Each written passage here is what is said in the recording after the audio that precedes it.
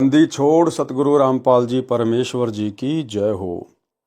परम पिता परमात्मा सारी सृष्टि के रचनहार, कुल मालिक, असंख्य ब्रह्मांडों के स्वामी, जगत गुरु, तीनों लोकों में प्रवेश करके सबका भरण पोषण करने वाले राजाधिराज, आत्माधार, नाथों के नाथ, देवों के देव महादेव, सर्वेश्वर महेश्वर, मृत्युंजय, अजरो अमर, आदि अनादि सनातनी प्रभु, जगत पिता जगदीश्वर, श्री श्री 1008 की उपाधि के वास्तविक अधिकारी, अकाल मूर्त शब्द स्वरूपी राम वासुदेव, सर्वगतम ब्रह्म, परम पूज्य, प्रथम पूज्य, परम संत, परम पुरुष, परम धनी, परम दयालु, सत्य कबीर, हक्का कबीर, अल्लाहु कबीर, अल्लाहु अकबर, बाखबर, अल्लाह ताला, जगत के तारणहार, जगत के मुक्तिदाता, जगत के जगन्नाथ, हारे के सहारे, हिंदुओं के राम, मुसलमानों के अल्लाह, सिखों के वाहिगुरु, ईसाइयों के मसीह, दया के सागर दयानिधि, करुणा के सागर करुणानिधि, स्वयंभू परिभू, संकट मोचन, कष्ट हरण, मंगल करण, दुख भंजन,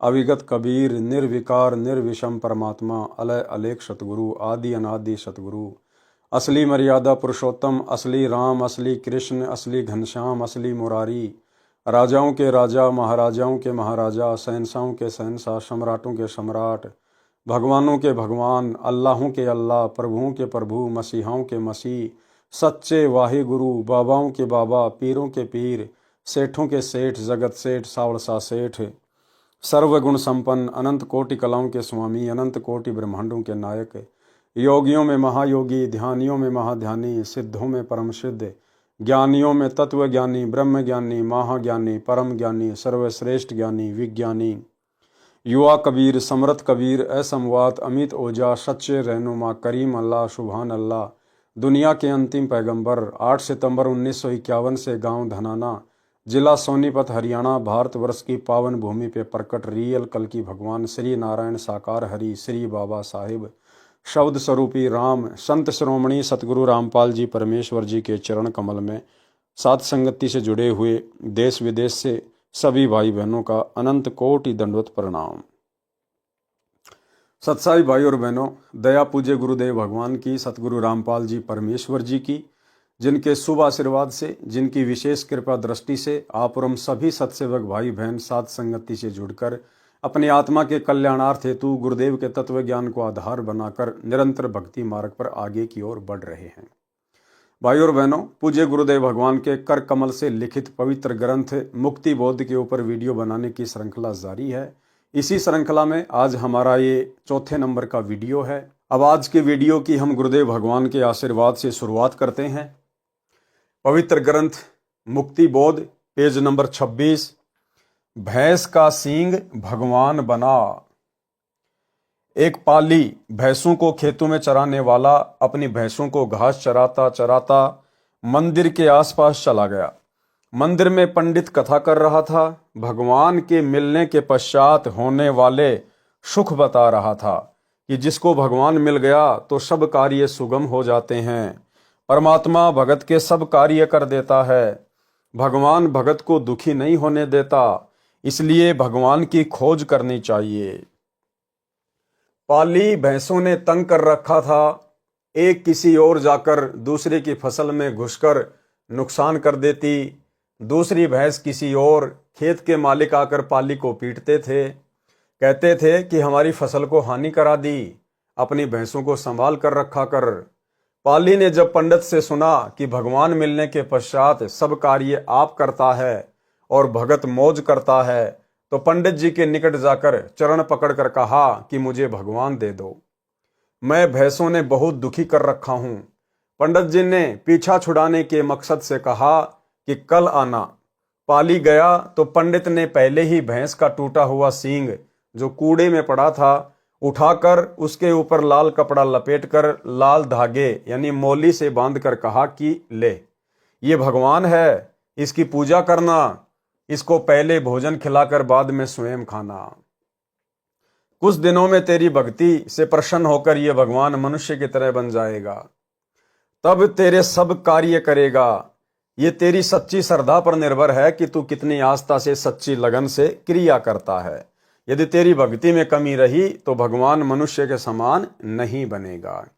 भाई और बहनों, हम इस कथा में आगे बढ़ेंगे उससे पहले हम एक छोटी सी शिक्षा लेनी है। इसी मुक्ति बोध के प्रथम वीडियो में दास ने जिक्र किया था सारनाम के विषय में, क्योंकि हिसार जेल से पूज्य गुरुदेव जी की 71 नंबर विशेष संदेश नामक ऑडियो आई थी, जिसमें गुरुदेव भगवान ने सार शब्द का हल्का सा जिक्र किया है।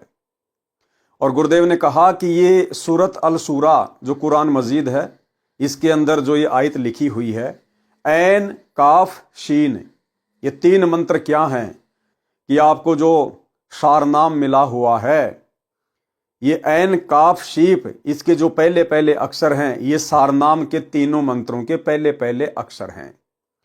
लेकिन जब दास ने आपको सारनाम से मैच करा के दिखाया तो वो मैच नहीं कर रहे हैं। अर्थात वर्तमान में जो सारनाम दिया जा रहा है, ये कंप्लीट सारनाम नहीं है। गुरुदेव भगवान ने केवल भक्तों की परीक्षा के लिए उनको नकली बंदूक पकड़ाई थी। असली सारनाम तो परमात्मा ने आगे चलकर जो आत्माएं सारनाम के योग्य हो जाएंगी, जो गुरु के अलावा किसी और में कबीर भगवान नहीं देखेंगी, जो हर प्रकार के विषय विकारों से दूर हो जाएंगी, कामी क्रोधी लालची इनसे भक्ति न होए, भक्ति करे कोई सूरमा जात वर्ण कुल खोए, ऐसी आत्मा ओरिजिनल सारनाम के योग्य बनेंगी। तो दास ने आप लोगों को ऐन काफ शीन, उसके शुरू के जो शब्द हैं वो सारनाम से मैच करके दिखा दिए हैं, और लास्ट का जो कैफ है वो सारनाम के तीसरे मंत्र से मैच नहीं करता है। भाई और बहनों, ये तो धोखा खाया है उन आत्माओं ने जिन आत्माओं ने अपने गुरुदेव पर विश्वास नहीं किया।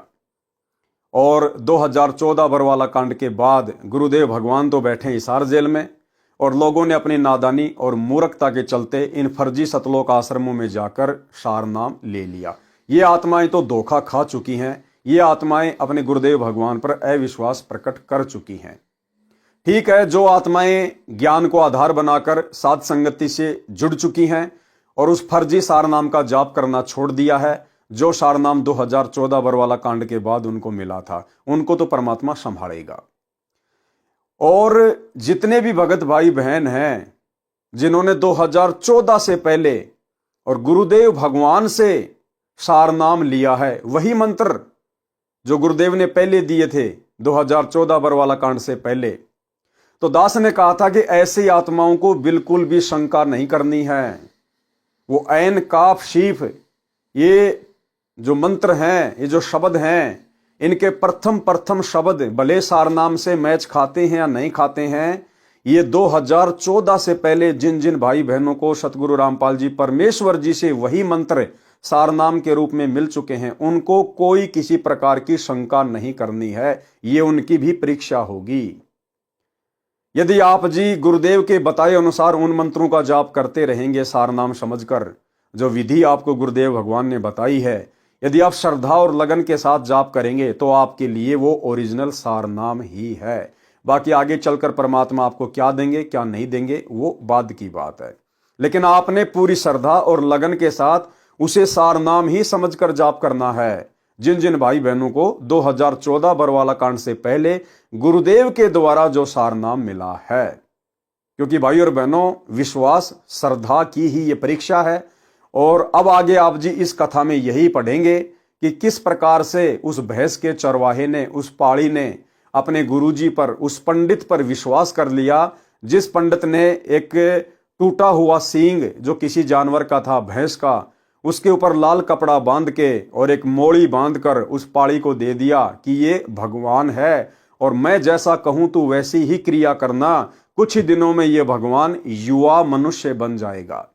उस पाली ने विश्वास और श्रद्धा के साथ वैसा ही किया और आगे चलकर मजबूरन भगवान को प्रकट होना पड़ा।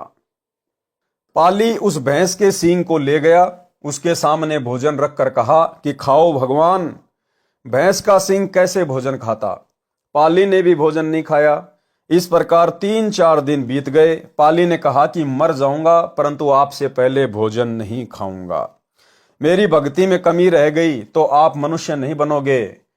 मैं भैंसों ने बहुत दुखी कर रखा हूं। परमात्मा तो जानी जान है, जानते थे कि ये भोला भगत मृत्यु के निकट है। उस पाखंडी ने तो अपना पीछा छुड़ा लिया, मैं कैसे छुड़ाऊं? चौथे दिन पाली के सामने उसी भैंस के सींग का जवान मनुष्य बन गया। पाली ने बाहों में भर लिया और कहने लगा कि भोजन खा, फिर मैं खाऊंगा। भगवान ने ऐसा ही किया, फिर अपने हाथों पाली को भोजन डालकर दिया। पाली ने भोजन खाया। भगवान ने कहा कि मेरे को किस लिए लाया है? पाली बोला कि भैंस चराने के लिए। चल, भैंसों को खेत में खोल, ये लाठी ले, अब सारा कार्य आपने करना है, मैं मौज करूंगा। परमात्मा ने लाठी थामी और सब भैंसों की अपने आप रस्सी खुल गई और खेतों की ओर चल पड़ी। कोई भैंस किसी ओर जाने लगे तो लाठी वाला उसी ओर खड़ा दिखाई देता। भैंस घास के मैदान में ही घास चरने लगी। दूसरों की खेती में कोई नुकसान नहीं हो रहा था। पाली की खुशी का कोई ठिकाना नहीं था। वह अपने गुरुजी पंडित जी का धन्यवाद करने मंदिर में गया। पंडित डर गया कि ये झगड़ा करेगा, कहेगा कि अच्छा मूर्ख बनाया, परंतु बात विपरीत हुई। पाली ने गुरुजी के चरण छुए तथा कहा कि गुरुजी, चौथे दिन आदमी रूप में भगवान बन गया। मैंने भी भोजन नहीं खाया, प्राण निकलने वाले थे। उसी समय वह लाल वस्त्र में बंधा भगवान जवान लड़का बन गया। मेरी ही आयु के समान अब सारा कार्य भगवान कर लेता है, मैं मौज करता हूँ। उसके भोले भाले अंदाज से बताई कथा सत्य लग रही थी, परंतु विश्वास नहीं हो रहा था। पंडित जी ने कहा कि मुझे दिखा सकते हो, कहाँ है वह युवा भगवान? पाली बोला कि चलो मेरे साथ। पंडित जी पाली के साथ भैंसों के पास गया। पूछा कि कहाँ है भगवान? पाली बोला कि क्या दिखाई नहीं देता? देखो वह खड़ा, लाठी ठोडी के नीचे लगाए। पंडित जी को तो केवल लाठी लाठी ही दिखाई दे रही थी, क्योंकि उसके कर्म लाठी खाने के ही थे। पाली से कहा कि मुझे लाठी लाठी ही दिखाई दे रही है, कभी इधर जा रही है, कभी उधर जा रही है। तब पाली ने कहा कि भगवान इधर आओ। भगवान निकट आकर बोला, क्या आज्ञा है? पंडित जी को आवाज तो सुनी, लाठी भी दिखी, परंतु भगवान नहीं दिखे। पाली बोला, आप मेरे गुरुजी को दिखाई नहीं दे रहे हो, इन्हें भी दर्शन दो। भगवान ने कहा, ये पाखंडी है, ये केवल कथा कथा सुनाता है, स्वयं को विश्वास नहीं, इसको दर्शन कैसे हो सकते हैं? पंडित जी ये वाणी सुनकर लाठी के साथ पृथ्वी पर गिरकर क्षमा याचना करने लगा। भगवान ने कहा, ये बोला बालक मर जाता तो तेरा क्या हाल होता? मैंने इसकी रक्षा की। पाली के विशेष आग्रह से पंडित जी को भी विष्णु रूप में दर्शन दिए, क्योंकि वह श्री विष्णु जी का भगत था। फिर अंतर ध्यान हो गए। प्रिय पाठकों से निवेदन है कि इस कथा का भावार्थ यह न समझना कि पाली की तरह हठ योग करने से परमात्मा मिल जाता है। यदि कुछ देर दर्शन भी दे गए और कुछ जटिल कार्य भी कर दिए, इससे जन्म मरण का दीर्घ रोग तो समाप्त नहीं हुआ। वह तो पूर्ण गुरु से दीक्षा लेकर मर्यादा में रहकर आजीवन साधना करने से ही समाप्त होगा। पाली तथा पंडित पिछले जन्म में परमात्मा के परम भगत थे। पाली और पंडित क्या थे? पिछले जन्म में परमात्मा के परम भगत थे।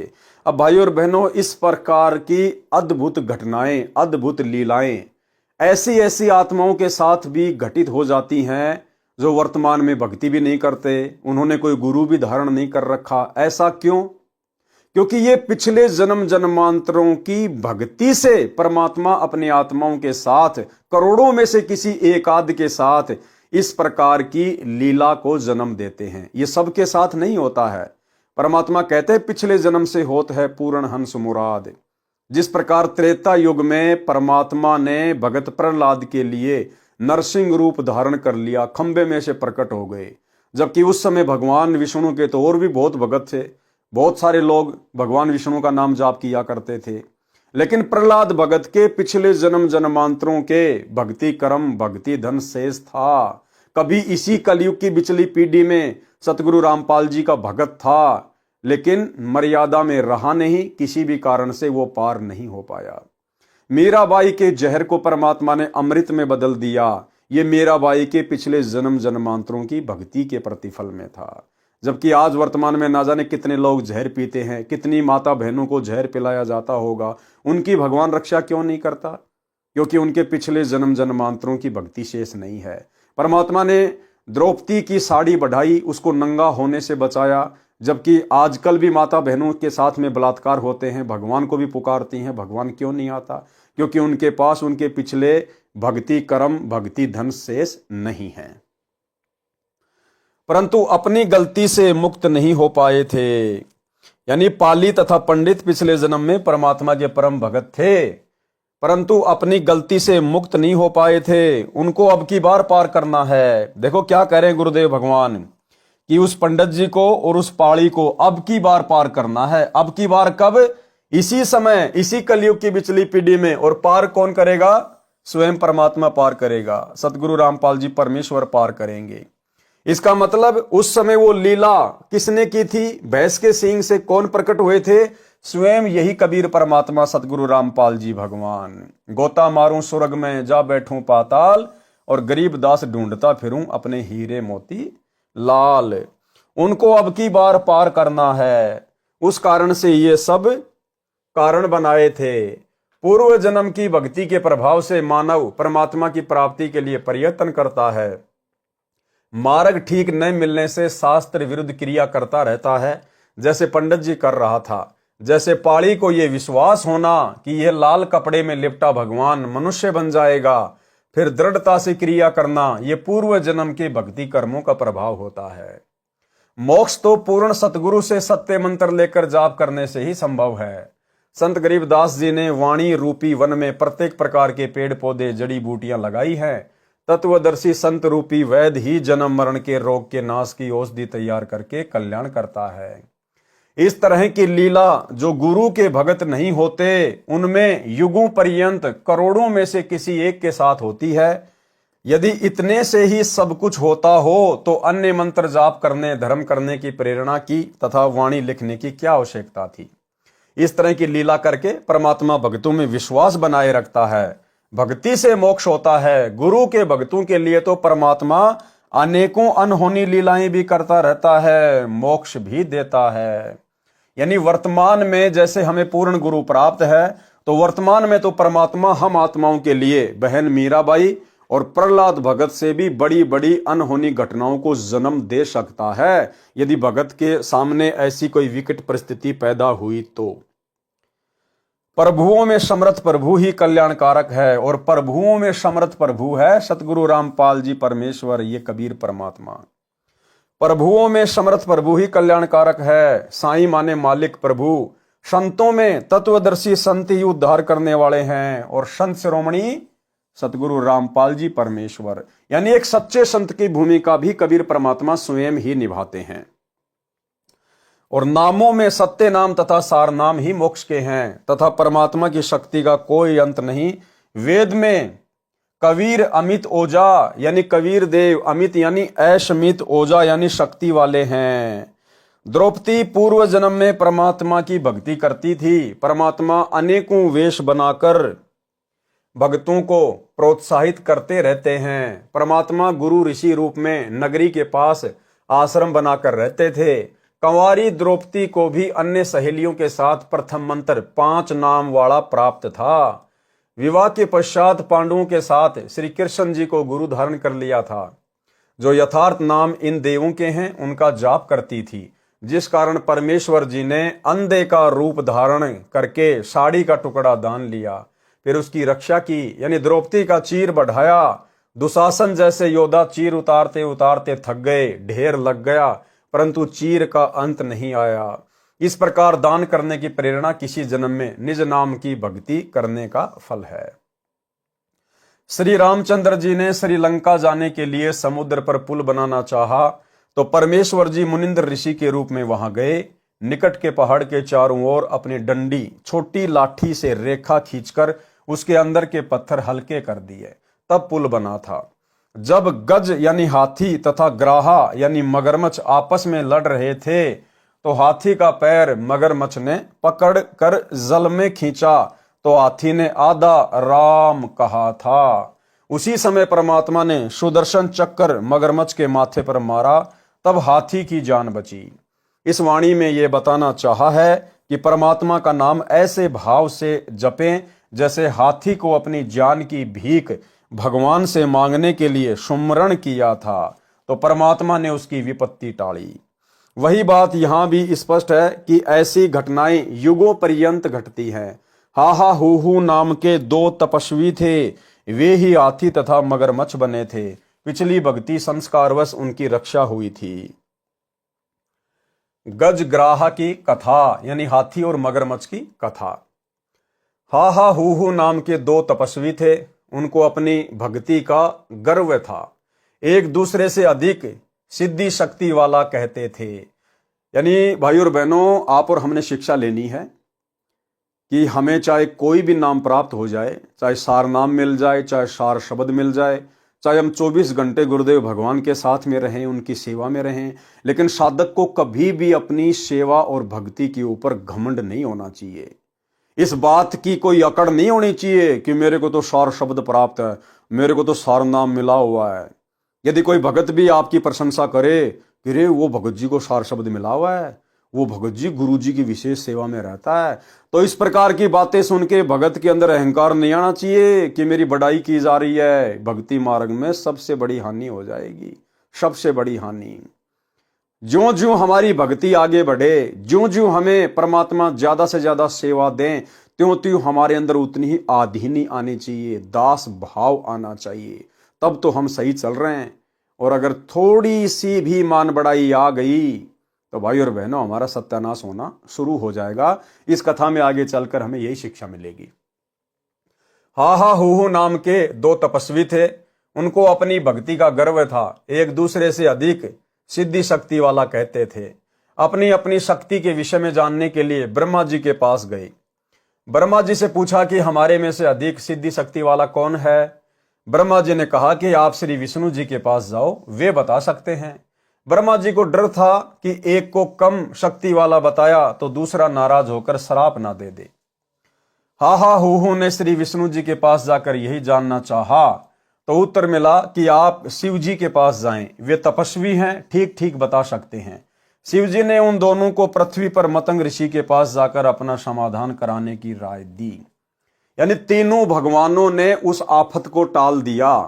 तीनों भगवानों को पता था कि ये तपस्वी हैं, इनके अंदर सिद्धियां हैं, और यदि मैंने किसी एक को बड़ा और किसी एक को छोटा बता दिया तो मैं फालतू में चक्कर में फंस जाऊंगा, ये मुझे श्राप दे देंगे, मेरी भक्ति का नाश हो जाएगा।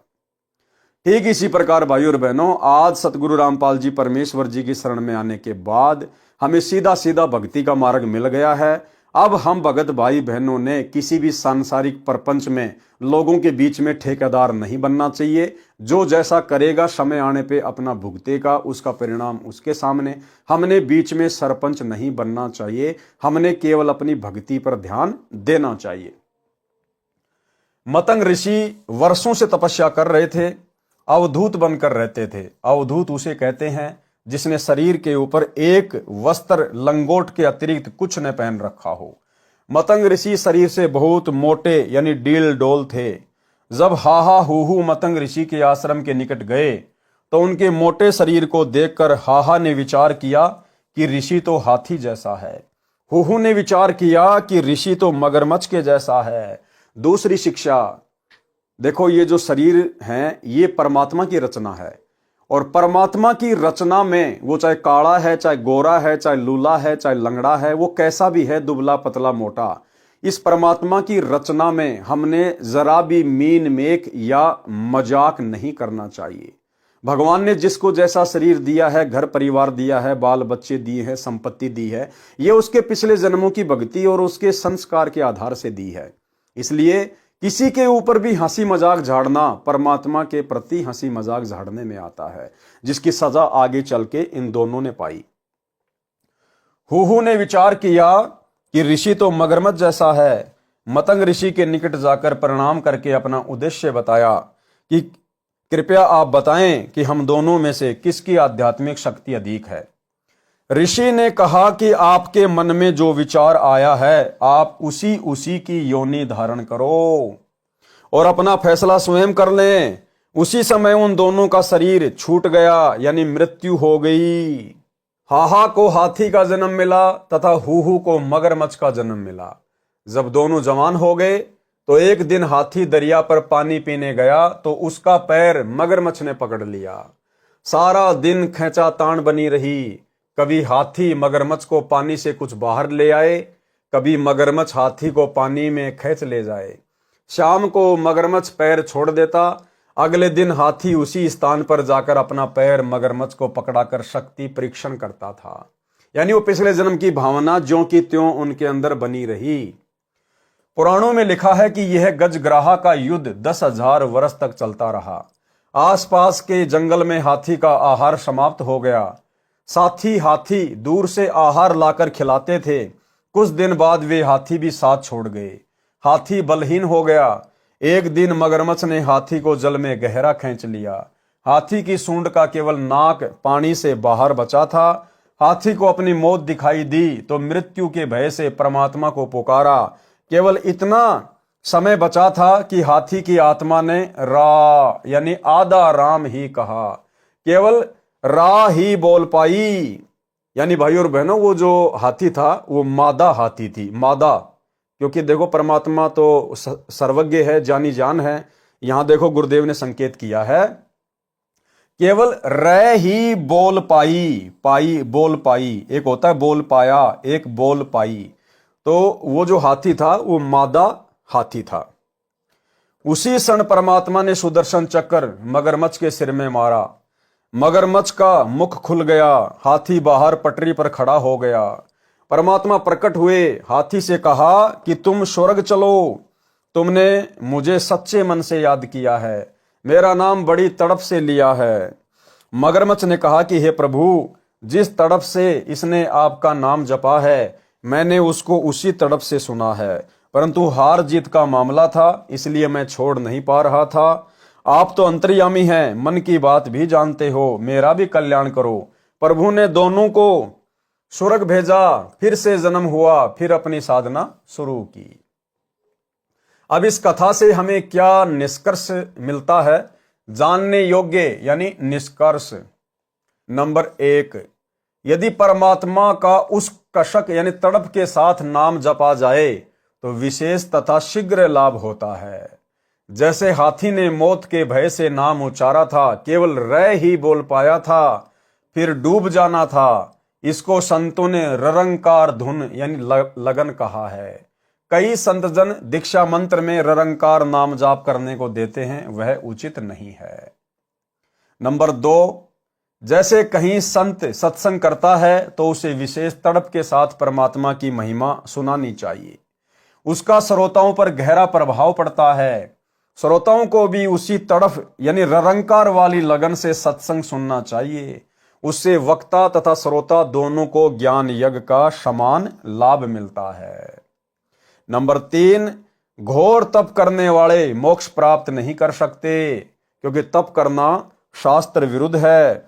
गीता अध्याय 17 श्लोक 1 से 6 में कहा है कि जो साधक शास्त्र विधि को त्याग कर मनमाने घोर तप को तपते हैं वे राक्षस स्वभाव के हैं। उपरोक्त कथा से भी तपस्वियों का चरित्र स्पष्ट है कि हाहा हूहू के मन में क्या बकवास आई। अपने अध्यात्म शक्ति की जांच कराने चले मतंग ऋषि के डील डोल अत्यंत मोटे शरीर को देखकर दोष निकालने लगे। भगवान की रचना का मजाक करना परमात्मा का मजाक है। मतंग तपस्वी ने भी विवेक से काम ना लेकर स्वभाव ही बरता। दोनों को श्राप दे दिया, जिस कारण से वे पशु तथा जलचर योनि को प्राप्त हुई। 10,000 वर्ष तक संघर्ष करते रहे, कितने कष्ट उठाए। यदि मतंग ऋषि उनको समझाते कि साधकों शक्ति तो परमात्मा में है, शेष हम तो उनके मजदूर हैं। जितनी मजदूरी साधना करते हैं उतनी दिहाड़ी यानी भक्ति शक्ति सिद्धि परमात्मा दे देते हैं। साधकों को अपनी शक्ति का अभिमान नहीं करना चाहिए, अपनी साधना आजीवन करनी चाहिए। इस प्रकार समझाने से वे भगत अवश्य अपना मूर्ख उद्देश्य त्याग कर कष्ट से बच जाते, परंतु ये बुद्धि न गुरु में न चेलों में, फिर तो यही ड्रामा चलेगा। नंबर 4, तपस्या से क्या क्या लाभ होता है, आओ जाने। गरीब तप से राज राज मदमानम जन्म तीसरे शुकर शवानम। भावार्थ, तप से राज्य की प्राप्ति होती है यानी राजा बनता है। फिर राजा में अहंकार अधिक होता है, अहंकार के कारण अनेकों पाप कर डालता है। फिर अगले जन्म में शुकर यानी सुअर तथा श्वान यानी कुत्ता बनता है। पहला मनुष्य जीवन शास्त्र विरुद्ध साधना तप करके नष्ट किया, दूसरा जीवन राज करके खो दिया। शास्त्रों में प्रमाण है, तपेश्वरी सो राजेश्वरी, राजेश्वरी सो नरकेश्वरी। यानी जो जितना ज्यादा तप करेगा वो उतना ही ज्यादा राज्य प्राप्त करेगा। तपेश्वरी सो राजेश्वरी। और जो जितना राज्य करेगा तो पाप भी उतने ज्यादा करेगा, फिर उसको नरक में भी उतने ही दिन रहना पड़ता है, उतने ही लंबा समय काटना पड़ता है, वो नरकेश्वरी होता है। भावार्थ, जितना अधिक समय तक तप करेगा वह तपेश्वर यानी तपस्वियों में श्रेष्ठ माना जाता है, उतना ही अधिक समय तक राज्य करेगा। राजेश्वरी का अर्थ है राजाओं में श्रेष्ठ, यानी लंबे समय तक तथा विशाल साम्राज्य पर राज्य करेगा। जो जितने अधिक समय तक तथा विशाल क्षेत्र पर राज्य करेगा वह उतने अधिक पाप का भागी होगा, जिससे नरक का समय भी अधिक होगा। उसको नरकेश्वरी कहा है कि वह नरक को अन्य से अधिक समय तक भोगेगा। फिर कभी मानव जन्म मिलेगा, कोई परम संत तत्वदर्शी संत मिले या ना मिले, क्योंकि मुक्ति तो भाई और बहनों पूर्ण परमात्मा की शरण में आने से ही संभव है। पूर्ण परमात्मा ही सतगुरु रूप में आते हैं, तत्वदर्शी संत के रूप में आते हैं। फिर कभी मानव जन्म मिलेगा, कोई परम संत तत्वदर्शी संत मिले या ना मिले। यदि तत्वदर्शी संत नहीं मिला तो फिर वही प्रक्रिया, तप करो, राज करके नरक में गिरो। गरीब ये हरहट का कुआ लोई, या गढ़ बंध्या है सब कोई। कीड़ी कुंजर और अवतारा, अरहट डोर बंधे कई बारा। भावार्थ, पुराने समय में सिंचाई के लिए एक कुआं खोदा जाता था। उससे पानी निकालने के लिए एक पहिए जैसा बड़ा चक्कर लोहे का बनाया जाता था, जो लकड़ी के सहारे कुएं के ऊपर मध्य में रखा जाता था, जिसको चाक कहते हैं। उसके ऊपर लंबी चैन की तरह बाल्टियां लगाई जाती थी। कुएं से कुछ दूरी पर कोल्लू जैसा यंत्र लगाकर बैलों के द्वारा चलाया जाता था। बाल्टियां जो चैन पर लगी होती थी वे बैल द्वारा घुमाने से खाली नीचे कुएं में चली जाती थी, पानी से भरकर ऊपर आती थी, ऊपर एक नाले में खाली होकर फिर नीचे कुएं में भरने के लिए चली जाती थी। ये क्रम सारा दिन और महीनों चलता रहता था। इसका उदाहरण देकर संत गरीबदास जी ने समझाया है कि जब तक तत्वदर्शी संत सतगुरु सच्चा गुरु नहीं मिलता तब तक जीव स्वर्ग नरक पृथ्वी पर ऐसे चक्कर काटता रहता है, जैसे रहट की बाल्टियां नीचे कुएं से जल भरकर लाती हैं, ऊपर नाले में खाली होकर पुनः कुएं में चली जाती है। उसी प्रकार जीव पृथ्वी पर पाप पुण्य से भरकर ऊपर स्वर्ग नरक में अपने कर्म सुख दुख भोगकर खाली होकर पृथ्वी पर जन्मता मरता रहता है। इस जन्म मरण के रहट वाले चक्कर में चींटी कुंजर और अवतारगण यानी श्री राम, श्री कृष्ण, श्री विष्णु, श्री ब्रह्मा तथा श्री शिव जी आदि आदि भी चक्कर काट रहे हैं। इसी के गढ़ बंधे हैं, यानी कर्मों के रस्से से बंधकर इस चक्कर में गिरे हैं। और भाई और बहनों, सौभाग्य देखो, आज आप और हमारा वो समय आ गया है कि हम इस रहट के चक्कर से बाहर निकलने की पोजीशन में खड़े हैं।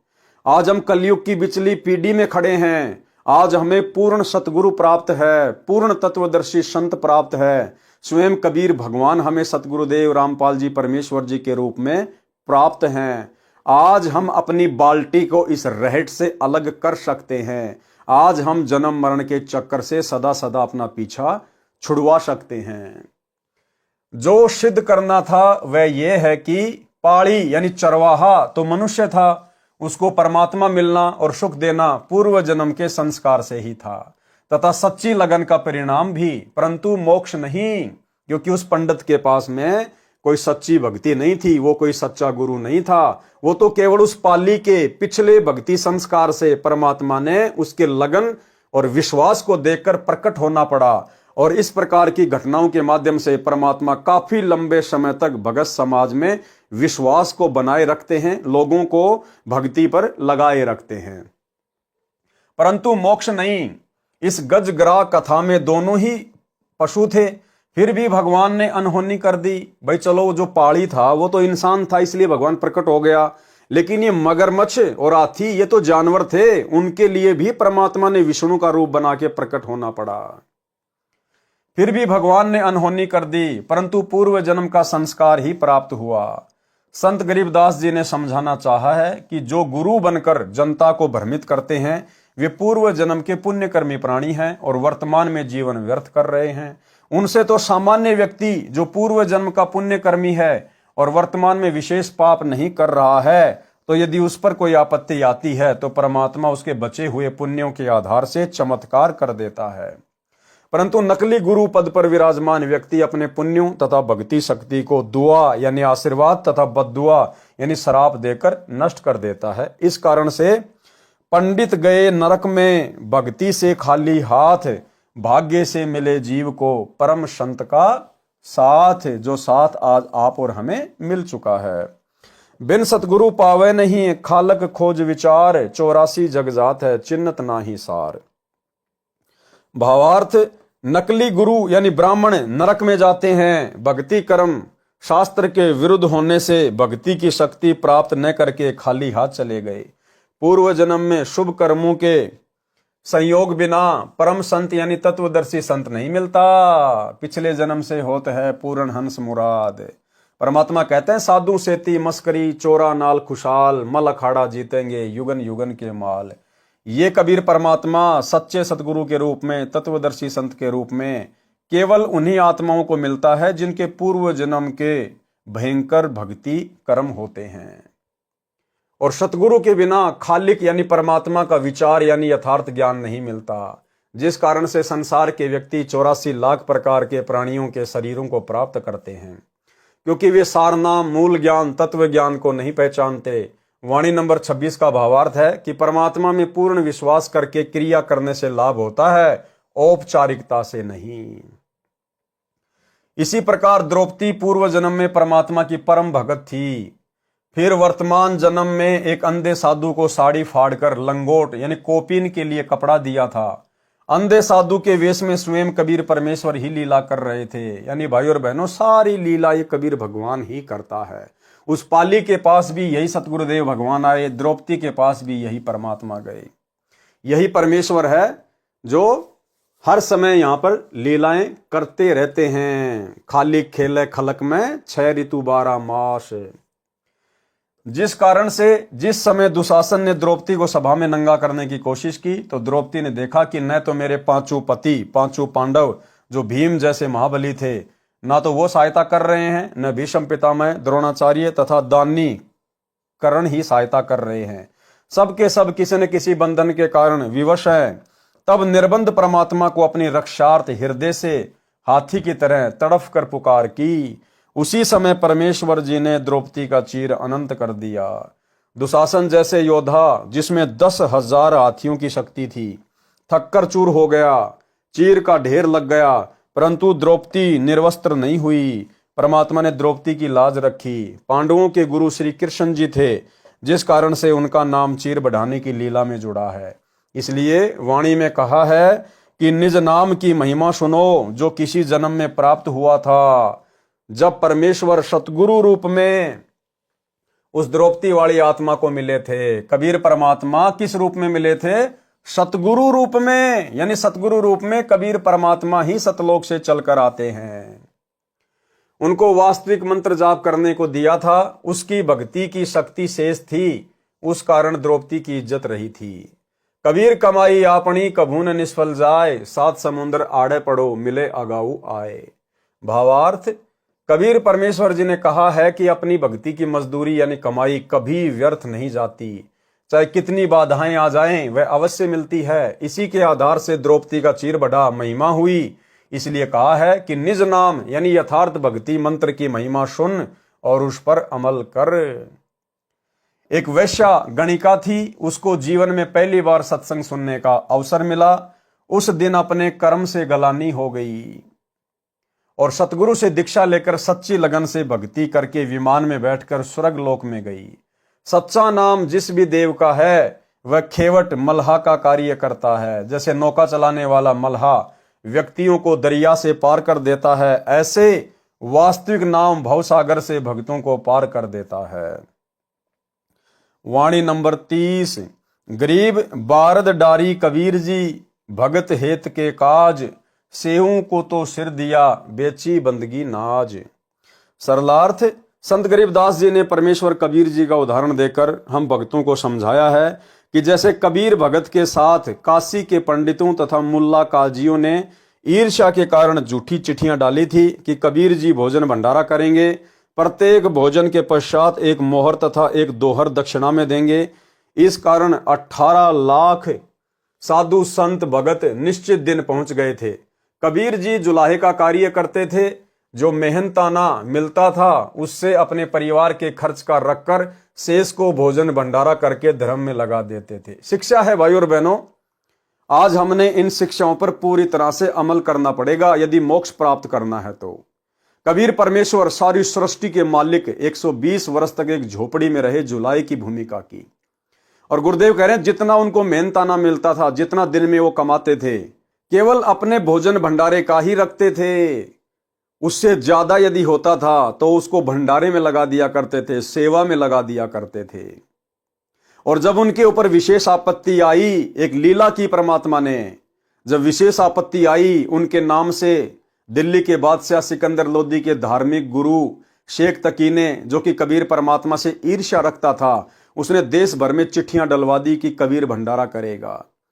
और जब परमेश्वर के ऊपर विशेष आपत्ति आई एक भगत के रोल में, जो आप और हमें शिक्षा देना चाहते थे, एक उदाहरण पेश करना चाहते थे, तो जिनके घर में शाम का पता नहीं कि आटा है या नहीं, और जिसके घर पर 18 लाख लोग आ जाएं खाने के लिए, तो उस समय फिर परमेश्वर ने वो लीला करके दिखाई जो आज आप और हम सबके समक्ष है। यानी भगवान पर हमें इतना विश्वास होना चाहिए।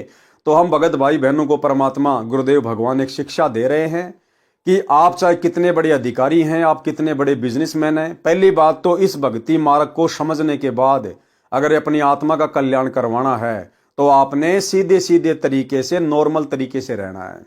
आपने ज्यादा कमाई की आवश्यकता नहीं है, ज्यादा धन संचय करने की आवश्यकता नहीं है, अगर भगवान पर विश्वास है तो।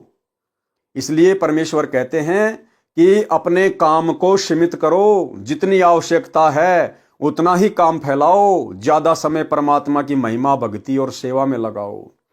अगर ज्यादा लंबा चौड़ा कारोबार फैला हुआ है, धीरे धीरे उसको समेटना शुरू कर दीजिए। समय निकलता जा रहा है, समय थोड़ा है, ज्यादा से ज्यादा समय और समासें परमात्मा की भक्ति और सेवा में। और परमेश्वर हमें शिक्षा दे रहे हैं कि भगत को पैसा जमा करके नहीं रखना चाहिए, ये सोचकर कि आपत्ति में काम आएगा, आने वाले समय में काम आएगा। नहीं, आने वाले समय में यदि आपके पास में भक्ति धन है तो आपका सांसारिक धन काम आएगा। आपके पास नहीं है तो परमात्मा सामने खड़ा हो जाएगा, आपके किसी भी कार्य को परमात्मा विफल नहीं होने देगा। जिस कारण से घर में 2 व्यक्ति आ जाएं तो उनका भी आटा नहीं रहता था। उस दिन 18 लाख मेहमान उपस्थित थे, तो परमेश्वर कबीर जी अन्य रूप के 100 वनजारे का धारण करके 9 लाख बैलों की पीठ पर बोडी यानी गधों के बोरे जैसा थैला धरकर उनमें पका पकाया भोजन भरकर सतलोक से लेकर आए।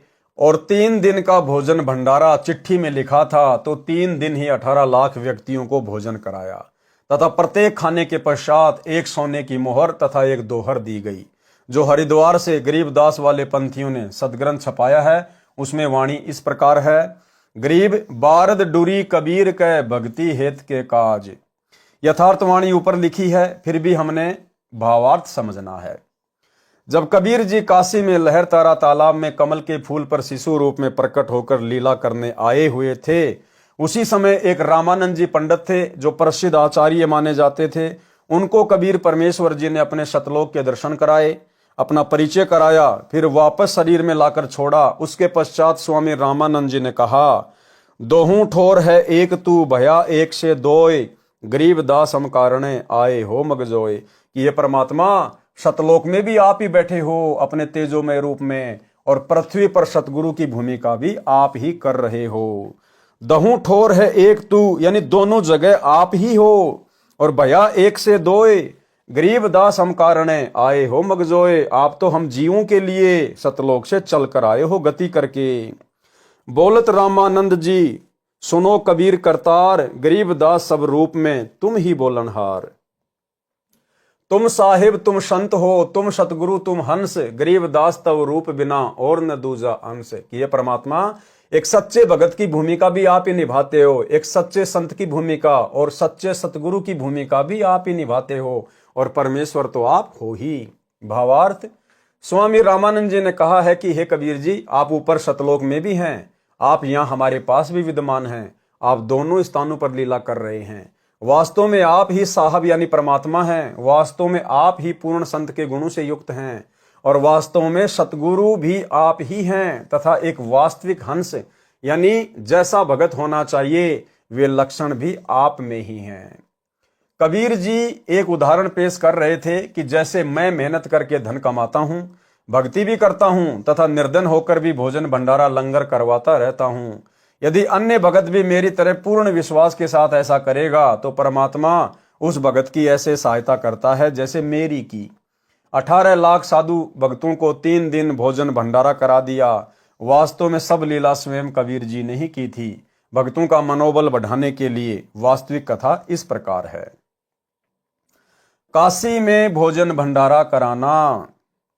शेख तकी सब मुसलमानों का मुख्य पीर यानी गुरु था, जो परमात्मा कबीर जी से पहले से ही ईर्ष्या करता था। सर्व ब्राह्मणों तथा मुल्ला काजियों व शेख तकी ने मजलिस यानी मीटिंग करके षड्यंत्र के तहत योजना बनाई कि कबीर निर्धन व्यक्ति है, इसके नाम से चिट्ठी भेज दो कि कबीर जी काशी में बहुत बड़े सेठ हैं। उनका पूरा पता है, कबीर पुत्र नूर अली अंसारी, जुलाहू वाली कॉलोनी, काशी शहर। कबीर जी 3 दिन का धर्म भोजन भंडारा करेंगे। सभी साधु संत आमंत्रित हैं। प्रतिदिन प्रत्येक भोजन करने वाले को एक दोहर, जो उस समय का सबसे कीमती कंबल के स्थान पर माना जाता था, एक मोहर 10 ग्राम सोने से बनी गोलाकार की मोहर दक्षिणा में देंगे। प्रतिदिन जो जितनी बार भी भोजन करेगा, कबीर उसको उतनी बार ही दोहर तथा मोहर दान करेगा। भोजन में लड्डू, जलेबी, हलवा, खीर, दही बड़े, मालपूड़े, रसगुल्ले आदि आदि सब मिष्टान खाने को मिलेंगे। सूखा सीधा आटा, चावल, दाल आदि सूखे जो बिना पकाए हुए घी, बूरा भी दिया जाएगा। एक चिट्ठी शेख तकी ने अपने नाम तथा दिल्ली के बादशाह सिकंदर लोदी के नाम भी भिजवाया। निश्चित दिन से पहले वाली रात्रि को ही साधु संत भगत एकत्रित होने लगे। अगले दिन भंडारा यानी लंगर प्रारंभ होना था। परमेश्वर कबीर जी को संत रविदास जी ने बताया कि आपके नाम के पत्र लेकर लगभग 18 लाख साधु संत व भगत काशी शहर में आए हैं, भंडारा खाने के लिए आमंत्रित हैं। कबीर जी, अब तो अपने को काशी त्याग कर कहीं और जाना पड़ेगा। देखो भाइयों और बहनों, 650 साल पहले परमात्मा ने ये कंप्लीट मूल ज्ञान नहीं दिया था, और आप जी रविदास जी की, जो कि परमात्मा के 24 घंटे साथ में रहा करते थे, आप उनकी क्या हालत थी देखिएगा। रविदास जी भी कबीर परमात्मा को पहचान नहीं पाए थे कि ये परमेश्वर है, ये परमात्मा है। और रविदास जी ने उस समर्थ परमेश्वर के सामने जाकर क्या कहा कि कबीर जी, अब तो अपने को काशी त्याग कर कहीं और जाना पड़ेगा। अगर पहचान जाते तो डरने और घबराने की जरूरत नहीं थी। यही कहते कि परमेश्वर, आज तो आपकी महिमा करने का समय आ गया, अब तो आपकी वाह वाह होगी परमात्मा। क्योंकि जो परमात्मा तीनों लोकों में प्रवेश करके सबका भरण पोषण कर रहा है, असंख्य जीव जंतुओं का पेट भर रहा है, भला वो परमात्मा के 18 लाख को नहीं खिलाएगा? और उन 18 लाख लोगों को भी प्रतिदिन वही तो परमात्मा खिला रहा था, जहां जहां भी वो रहते थे। तो क्या परमात्मा उस दिन नहीं खिलाएगा? लेकिन रविदास जी को पूर्ण विश्वास नहीं था कि कबीर जी ही सारी सृष्टि के मालिक हैं। इसी कारण से वो पार नहीं हो पाए। कबीर जी, अब तो अपने को काशी त्याग कर कहीं और जाना पड़ेगा। कबीर जी तो जानी जान थे, फिर भी अभिनय कर रहे थे। बोले, रविदास जी, झोपड़ी के अंदर बैठ जा, साकड़ लगा ले, अपने आप झक मारकर चले जाएंगे, हम बाहर निकलेंगे ही नहीं। परमेश्वर कबीर जी अन्य वेश में अपनी राजधानी सतलोक में पहुंचे। वहां से 9 लाख बैलों के ऊपर गधों जैसा बोरा थैला रखकर उनमें पका पकाया सर्व सामान भरकर तथा सूखा सामान, चावल, आटा, खांड, बूरा, दाल, घी आदि भरकर पृथ्वी पर उतरे। सतलोक से ही सेवादार आए। परमेश्वर कबीर जी ने स्वयं बंजारे का रूप बनाया और अपना नाम केशव बताया। दिल्ली के सम्राट सिकंदर तथा उसका धार्मिक पीर शेख तकी भी आया। काशी में भोजन भंडारा चल रहा था। सबको प्रत्येक भोजन के पश्चात एक दोहर तथा एक मोहर 10 ग्राम सोना दक्षिणा दी जा रही थी। कई बेईमान भगत तो दिन में 4-4 बार भोजन करके चारों बार दोहर तथा मोहर ले रहे थे। कुछ सूखा सीधा चावल, खांड, घी, दाल, आटा भी ले रहे थे। ये सब देखकर शेख तकी ने तो रोने जैसी शक्ल बना ली और जांच इंक्वायरी करने लगा। सिकंदर लोदी राजा के साथ उस टेंट में गया जिसमें केशव नाम से स्वयं कबीर जी वेश बदलकर बंजारे, उस समय के व्यापारियों को बंजारे कहते थे, उसके रूप में बैठे थे। सिकंदर लोदी राजा ने पूछा, आप कौन हैं, क्या नाम है, आप जी का कबीर जी से क्या संबंध है? केशव रूप में बैठे परमात्मा जी ने कहा कि मेरा नाम केशव है, मैं बंजारा हूं। कबीर जी मेरे पगड़ी बदल मित्र हैं। मेरे पास उनका एक लेटर गया था कि एक छोटा सा भंडारा यानी लंगर करना है, कुछ सामान लेते आइएगा। उनके आदेश का पालन करते हुए सेवक हाजिर है। भंडारा चल रहा है। शेख तकी तो कलेजा पकड़कर जमीन पर बैठ गया जब ये सुना कि एक छोटा सा भंडारा करना है जहां पर 18 लाख व्यक्ति भोजन करने आए हैं। प्रत्येक को दोहर तथा मोहर और आटा, दाल, चावल, घी तथा खांड भी सूखा सीधा रूप में दिए जा रहे हैं। इसको छोटा सा भंडारा कह रहे हैं, परंतु ईर्ष्या की अग्नि में जलता हुआ विश्राम गांव में चला गया जहां पर राजा ठहरा हुआ था। सिकंदर लोदी ने केशव से पूछा, कबीर जी क्यों नहीं आए? केशव ने उत्तर दिया कि उनका गुलाम जो बैठा है उनको तकलीफ उठाने की क्या आवश्यकता है, जब इच्छा होगी आ जाएंगे। ये भंडारा तो 3 दिन चलना है। सिकंदर लोदी हाथी पर बैठकर अंगरक्षकों के साथ कबीर जी की झोपड़ी पर गए। वहां से उनको तथा रविदास जी को साथ लेकर भंडारा स्थल पर आए।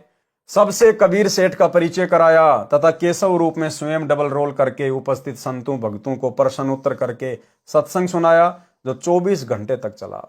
कई लाख संतों ने अपनी गलत भक्ति त्याग कर कबीर जी से दीक्षा ली, अपना कल्याण कराया।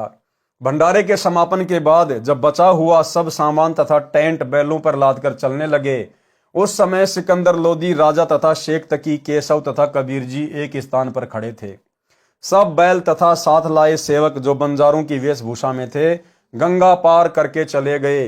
कुछ ही देर के बाद सिकंदर लोदी राजा ने केशव से कहा, आप जाइए, आपके बैल तथा साथी जा रहे हैं। जिस ओर बैल तथा बंजारे गए थे उधर राजा ने देखा तो कोई भी नहीं था। आश्चर्यचकित होकर राजा ने पूछा, कबीर जी वे बैल तथा बंजारे इतनी शीघ्र कहां चले गए? उसी समय देखते देखते केशव भी परमेश्वर कबीर जी के शरीर में समा गए। अकेले कबीर जी खड़े थे। सब माजरा रहस्य समझकर सिकंदर लोदी राजा ने कहा कि कबीर जी ये सब लीला आपकी ही थी, आप स्वयं परमात्मा हो। शेख तकी के तो तन मन में ईर्ष्या की आग लग गई। कहने लगा, ऐसे ऐसे भंडारे हम 100 कर दें, ये क्या भंडारा किया है, महोत्साह सा किया है। महोत्साह उस अनुष्ठान को कहते हैं जो किसी गुरु के द्वारा किसी बूढ़े की गति करने के लिए थोपा जाता है। उसके लिए सब घटिया सामान लगाया जाता है। और जग जोनार करना उस अनुष्ठान को कहते हैं जो विशेष खुशी के अवसर पर किया जाता है, जिसमें अनुष्ठान करने वाला दिल खोलकर धन खर्च करता है। संत गरीबदास जी ने कहा है कि गरीब कोई कहे जग जोनार करी है, कोई कहे महोत्साह, बड़े बड़ाई किया करें गाड़ी काढ़े ओछा।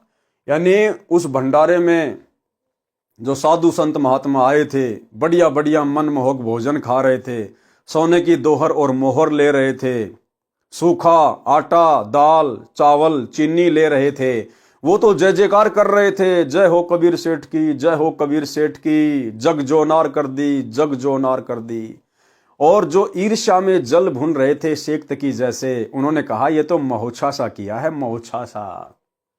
सारांश, कबीर जी ने भक्तों को उदाहरण दिया है कि यदि आप मेरी तरह सच्चे मन से भक्ति करोगे तथा ईमानदारी से निर्वाह करोगे तो परमात्मा आपकी ऐसे सहायता करता है। भगत ही वास्तव में सेठ अर्थात धनवंता है। भगत के पास दोनों धन है, संसार में जो चाहिए वह भी धन भगत के पास होता है तथा सत्य साधना रूपी धन भी भगत के पास होता है। और भाई और बहनों, आप और हमें तो सबसे बड़ा धन मिल गया, सेठों का सेठ मिल गया, खजांची मिल गया, कैशियर मिल गया, सांसारिक धन का भी और आध्यात्मिक धन का भी। एक अन्य करिश्मा जो उस भंडारे में हुआ, क्या चमत्कार हुआ। वह जिम्मनवार लंगर 3 दिन तक चला था। दिन में प्रत्येक व्यक्ति कम से कम 2 बार भोजन खाता था, कुछ तो 3-4 बार भी खाते थे, क्योंकि प्रत्येक भोजन के पश्चात दक्षिणा में एक मोहर 10 ग्राम सोना और एक दोहर कीमती सूती सोल दिया जा रहा था।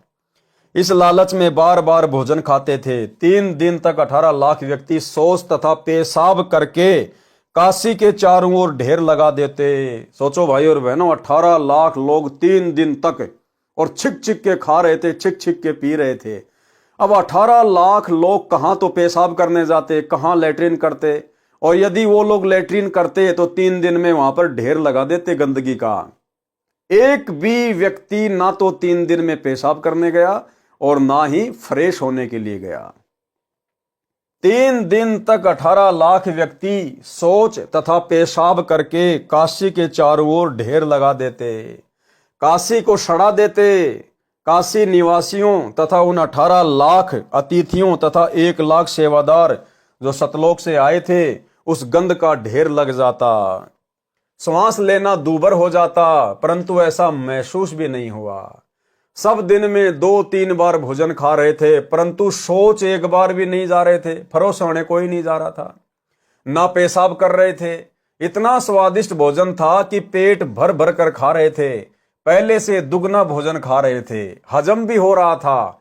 किसी रोगी तथा वृद्ध को कोई परेशानी नहीं हो रही थी। उन सब को मध्य के दिन चिंता हुई कि न तो पेट भारी है, भूख भी ठीक लग रही है, कहीं रोगी ना हो जाएं।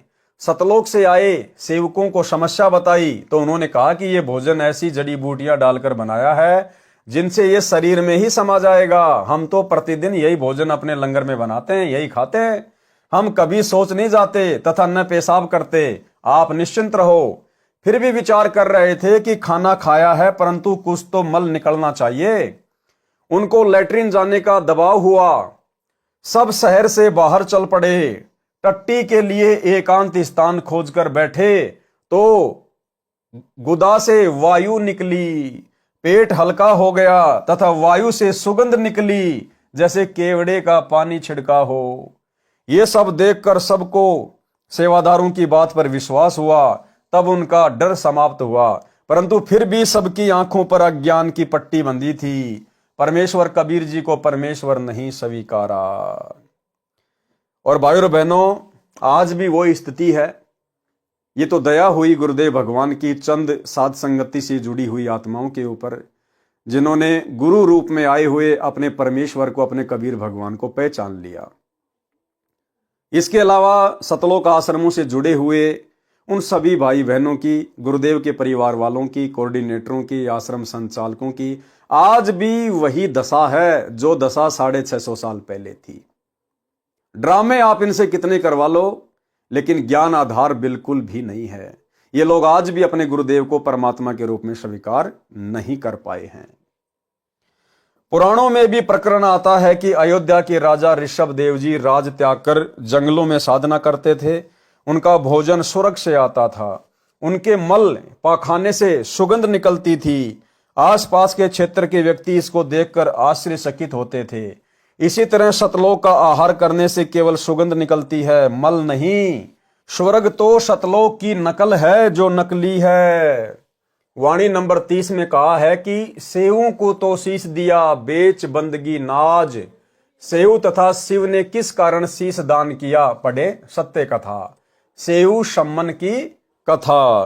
तो भाई और बहनों, आज के वीडियो में हम केवल इतना ही लेंगे और कल रात्रि 8 बजे गुरुदेव भगवान के आशीर्वाद से पवित्र ग्रंथ मुक्ति बोध में हम आगे बढ़ेंगे। सेव सम्मन की कथा से हम शुरू करेंगे। तब तक गुरुदेव भगवान हम सबको आज्ञा दें, इजाजत दें, आशीर्वाद दें। बंदी छोड़ सतगुरु रामपाल जी भगवान की जय हो।